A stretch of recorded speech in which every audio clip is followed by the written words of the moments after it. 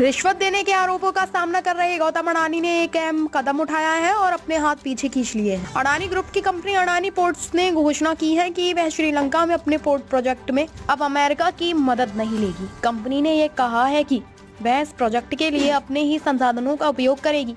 Adani ports and special economic zone APSEZ Sri Lanka में Colombo west international terminal CWIT project पर काम कर रही है। इस प्रोजेक्ट के लिए कंपनी की अमेरिकी company US development finance corporation DFC के साथ $553 मिलियन के लोन की बात चल रही थी, लेकिन अब अडानी पोर्ट्स ने लोन की इस रिक्वेस्ट को वापस ले लिया है। पिछले साल नवंबर में APSEZ और DFC के बीच $553 मिलियन के लोन की डील हुई थी। हालांकि DFC के प्रवक्ता ने बताया कि लेन देन को 2023 में मंजूरी मिली थी, लेकिन कोई धनराशि वितरित नहीं की गई थी। मंजूरी मिलने के बाद स्थिति की समीक्षा की जा रही थी। अडानी पोर्ट्स ने मंगलवार को अपनी स्टॉक एक्सचेंज फाइलिंग में इसकी जानकारी दी।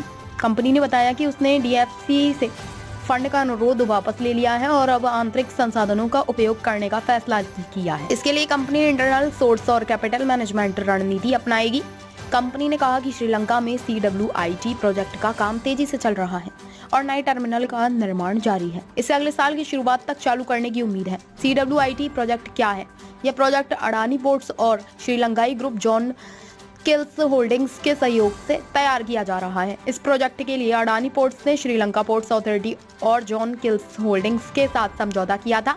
यह प्रोजेक्ट सितंबर 2021 में शुरू हुआ था और इसका उद्देश्य कोलंबो पोर्ट की क्षमता का विस्तार करना है।